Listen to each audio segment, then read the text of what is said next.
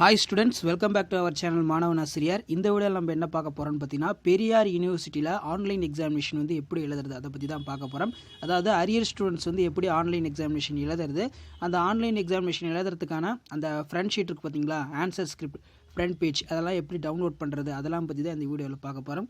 So இந்த examination மெயினாக யாருக்குன்னு பார்த்தீங்கன்னா, ப்ரைடு ஸ்டூடெண்ட்ஸ் இருப்பாங்க பார்த்தீங்களா. ப்ரைடில் சில ஸ்டூடெண்ட்ஸ் வந்து அரியர் வச்சுருப்பாங்க. ஸோ அவங்களுக்கான அரியர் எக்ஸாமினேஷன் வந்து பார்த்தீங்கன்னா 28ஆம் தேதி ஆரம்பிக்க போகிறதா பெரியார் யூனிவர்சிட்டியிலேருந்து ஒரு சர்க்குலர் வந்திருக்கு. ஸோ ப்ரைடு ஸ்டூடெண்ட்ஸ் வந்து ஆன்லைன் எக்ஸாமினேஷன் வந்து எப்படி எழுதணும் அப்படின்னு சொல்லி ஒன் பை ஒன்னாக பார்க்கலாம். ஸோ இதான் வந்து பார்த்தீங்கன்னா பெரியார் யூனிவர்சிட்டியிலேருந்து வெளியிட்ட அந்த கைட்லைன்ஸு, ஆன்லைன் எக்ஸாமினேஷன் எழுதுறதுக்கான கைட்லைன்ஸ், இணையவழி தேர்விற்கான வழிகாட்டு நெறிமுறைகள், கைட்லைன்ஸ் ஃபார் ஆன்லைன் எக்ஸாமினேஷன். சில ஃபஸ்ட்டு பாயிண்ட் என்ன கொடுத்துருக்காங்கன்னா, பெரியார் தொலைநிலை கல்வி நிறுவனத்தின் இளநிலை, முதுநிலை, பட்டய படிப்பு மற்றும் சான்றிதழ் படிப்பில் தேர்வுகளை நிலுவைத் தாள் வைத்துள்ளவர், அதாவது அரியர் வச்சிருக்கிறவங்க மாணவர்களுக்கு மே 2020 ஆண்டு தேர்வுகள் ஆன்லைன் வழியாக 28/12/2020 அன்று முதல் நடைபெற உள்ளது. அதாவது அரியர் எக்ஸாமினேஷன் வந்து நடக்கிறதா சொல்லியிருக்காங்க. தேர்வுகள் அனைத்தும் தினந்தோறும் 2 வேளைகளில் நடக்கும், அதாவது 2 வேளைகளில் நடக்கும். இப்போ காலையில் நம்ம எடுத்துக்கிட்டோம்னா 10லேருந்து 1 மணி வரைக்கும் எக்ஸாமினேஷன் நடக்கும். மதியம் வந்து 2லேருந்து 5 மணி வரை எக்ஸாமினேஷன் வந்து நடக்கும் அப்படின்னு சொல்லியிருக்காங்க. அந்த 3வது பாயிண்டில் வந்து என்ன கொடுத்துருக்காங்கன்னா, மாணவர்கள் தங்களுடைய தேர்வு நுழைச்சீட்டு விடைத்தாளில் முதல் பகுதி மற்றும் வினாத்தாளின் ஆகியவற்றை பல்கலைக்கழக இணையதளத்திலிருந்து பதிவிறக்கம் செய்து கொள்ளவும், மேலும் மாணவர்கள் யூசர் ஐடி, தங்களுடைய பதிவு எண் மற்றும் பாஸ்வேர்டு, பிறந்த தேதி பயன்படுத்துமாறு தெரிவித்துக் கொள்ளப்படுகிறது. ஸோ இப்போ நீங்கள் ஆன்லைன் எக்ஸாமினேஷன் எழுதுறீங்க பார்த்தீங்களா, அந்த ஆன்லைன் எக்ஸாமினேஷன் எழுதுறதுக்கு நீங்கள் கொஸ்டின் பேப்பர் வந்து டவுன்லோட் பண்ணுற மாதிரி இருக்கும். அதாவது உங்களுக்கு வந்து என்ன பேப்பரோ அது வந்து நீங்கள் டவுன்லோட் பண்ணுற மாதிரி இருக்கும். அதுக்கு வந்து உங்களுக்கு ஒரு யூசர் ஐடி கொடுத்துருப்பாங்க பெரியார் யூனிவர்சிட்டியில். அந்த யூசர் ஐடி, பாஸ்வேர்டு லாகின் பண்ணி நீங்கள் கொஸ்டின் பேப்பரும் அந்த ஃப்ரண்ட் ஷீட்டும் வந்து டவுன்லோட் பண்ணிக்கலாம். அதான் இங்கே வந்து மென்ஷன் பண்ணியிருக்காங்க.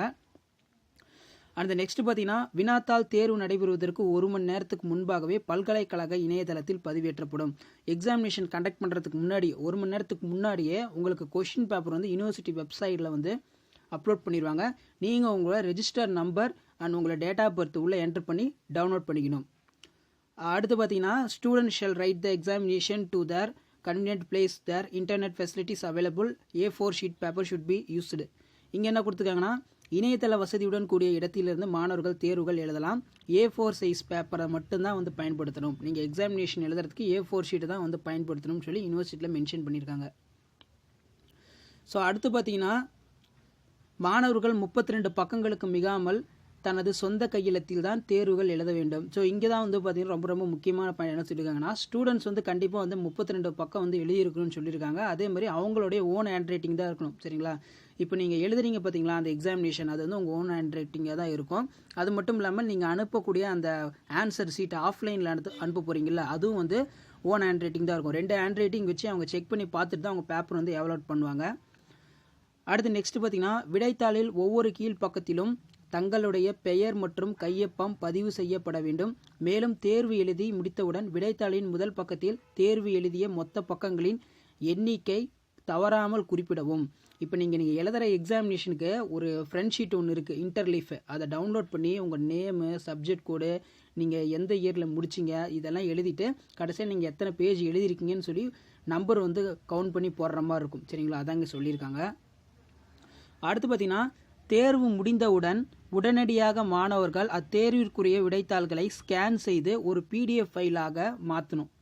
நீங்கள் 32 பக்கம் இப்போ எழுதியிருக்கீங்கன்னா இன்டர்லீஃப் பேஜ் முதற்கொண்டு 32 பேஜையும் அழகாக ஸ்கேன் பண்ணி அந்த ஸ்கேன் பண்ண அந்த ஃபோல்டரில் ரீநேம் பண்ணணும். ரெஜிஸ்டர் நம்பர், உங்கள் register number, subject code, date of examination, so இதெல்லாம் ரீநேம் பண்ணி டைப் பண்ணணும்.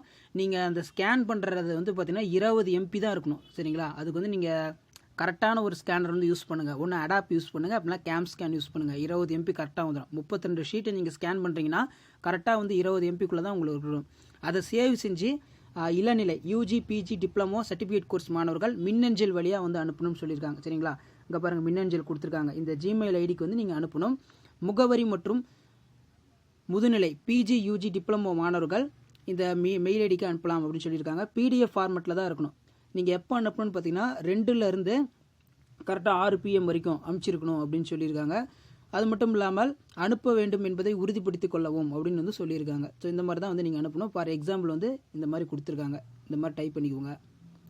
அடுத்து பார்த்தீங்கன்னா, மாணவர்கள் அனைத்து தேர்வுகளும் முடிந்த பிறகு தங்கள் எழுதிய விடைத்தாள்களை தரமான முறையில் வைத்து கொரியர், விரைவு தபால், பதிவு தபால் மூலம் தேர்வு ஆணையர் பெரியார் பல்கலைக்கழகம் சேலம் என்ற முகவரிக்கு அனுப்புவோம். மேலும் முறையின் மேல் தங்களுடைய பெயர், பதிவு எண், பாடப்பிரிவு, கைபேசி மற்றும் முகவரி ஆகியவற்றை குறிப்பிட வேண்டும். ஸோ இதுக்கு வந்து எக்ஸாம்பிள் கொடுத்துருக்காங்க. இப்போ குமார்னு ஒரு ஸ்டூடெண்ட் இருக்காரு, அவருடைய ரெஜிஸ்டர் நம்பர் ப்ளஸ் அவர் வந்து பிஎஸ்சி பாட்னி, இந்த மாதிரி வந்து நீங்கள் அந்த அனுப்பக்கூடிய அந்த ஷீட் இருக்குல்ல, கொரியர் ஷீட்டில் வந்து நீங்கள் வந்து எழுதணும். எல்லா எக்ஸாமினேஷன் முடிஞ்ச வாட்டி சப்ஜெக்ட் கோட் வைஸாக பேப்பர் வைஸாக வந்து நீங்கள் அரேஞ்ச் பண்ணி இந்த மாதிரி ஸ்பீட் போஸ்ட் ஆஃப்லைனில் வந்து உங்கள் பேப்பரை வந்து சென்ட் பண்ண மாதிரி இருக்கும். அதான் இங்கே சொல்லியிருக்காங்க. ஸோ இதில் வந்து உங்களுக்கு ஏதாவது டவுட் இருந்ததுன்னா இங்கே பார்த்தீங்கன்னா அங்கே கொடுத்துருக்காங்க டெக்னிக்கல் அசிஸ்டன்ட் சொல்லி சில ஸ்டாஃப்ஸோட நேம் கொடுத்துருக்காங்க. நீங்கள் அவங்களுக்கு ஃபோன் பண்ணி காண்டாக்ட் பண்ணி கேட்டுக்கலாம். சரிங்களா? அவங்க வந்து உங்களுக்கு டீட்டெயிலாக வந்து எக்ஸ்ப்ளனேஷன் பண்ணிடுவாங்க. ஸோ இப்போ இந்த ஃப்ரண்ட் பேஜ் தான் வந்து ரொம்ப ரொம்ப இம்பார்ட்டன்ட். சரிங்களா? ஸோ இதில் வந்து பார்த்தீங்கன்னா இங்கே ஃபார் ஆஃபீஸ் யூஸ் ஒன்லி, இதில் வந்து நீங்கள் எதுவுமே வந்து கை வைக்கக்கூடாது. மேலே ரெஜிஸ்டர் நம்பர், உங்களுடைய ரெஜிஸ்டர் நம்பர் வந்து எழுதணும். இந்த இடத்துல உங்கள் ரெஜிஸ்டர் நம்பர் வந்து எழுதிக்கோங்க. அடுத்து உங்களுடைய நேமு, ஸ்டடி ஆஃப் சென்டர் கோடு எழுதிக்கணும். இந்த இடத்துல வந்து பார்த்தீங்கன்னா இப்போ இல்லை, இதை வந்து அடிச்சிட்டாங்க. ஏன்னா இது வந்து பார்த்தீங்கன்னா ஹால் சூப்பர்வைசர் அவங்களுடைய நேம் வரும். ஹால் சூப்பர்வைசர் இப்போ யாருனாலும் இது வந்து அடிச்சிட்டாங்க. அடுத்து பார்த்தீங்கன்னா இங்கே என்ன கோர்ஸ் எழுதுறீங்க, பிஎஸ்சி பாட்னியா அப்படின்னு அது எழுதிக்கோங்க. கொஸ்டின் பேப்பர் நம்பர் இங்கே எழுதணும். சப்ஜெக்ட் கோடு, இந்த இடத்துல வந்து சப்ஜெக்ட் நேமு, டேட்டு காலையிலையா இல்லை ஆஃப்டர்நூனா அதை வந்து மென்ஷன் பண்ணணும். இங்கே வந்து பார்த்தீங்கன்னா சிக்னேச்சர் ஆஃப் த ஸ்டூடெண்ட், உங்களுடைய சிக்னேச்சர் போட்டுக்கோங்க. இந்த இடத்துலலாம் நீங்கள் எதுவுமே இது பண்ண வேண்டாம். சரிங்களா? அடுத்து கீழே வந்து பார்த்தீங்கன்னா இந்த ஃபஸ்ட்டு வேல்யூஷன் ஒன்லின்னு இருக்குல்ல, இதெல்லாம் நீங்கள் எதுவுமே வந்து கை வைக்கக்கூடாது. எல்லாமே அவங்களே வந்து பார்த்துக்குவாங்க உங்கள் ஸ்டாஃப்ஸு. நீங்கள் வந்து பார்த்தீங்கன்னா மெயினாக இதை மட்டும்தான் வந்து ஃபில்அப் பண்ணுற மாதிரி இருக்கும். இதை ஃபர்ஸ்ட் வந்து நீங்கள் டவுன்லோட் பண்ணி வச்சுக்கோங்க. டவுன்லோட் பண்ணி ஒரு 5 காப்பி இல்லைனா ஒரு 3 காப்பி போட்டு வச்சுக்கோங்க. நீங்கள் எழுதுகிற ஒவ்வொரு 32 பேஜுக்குமே இதை அட்டாச் பண்ணணும். அட்டாச் பண்ணி ஸ்கேன் பண்ணிட்டு இதை வந்து ஆன்லைன்லேயே வந்து அனுப்புகிற மாதிரி இருக்கும். இது ரொம்ப ரொம்ப இம்பார்ட்டன்ட். சரிங்களா? ஸோ இந்த எக்ஸாமினேஷன் பொறுத்த வரைக்கும் யாருக்குன்னா பெரியார் யூனிவர்சிட்டியில் படிக்கக்கூடிய அந்த ப்ரைடு ஸ்டூடெண்ட்ஸ்க்கான அரியர் எக்ஸாமினேஷன் தான்.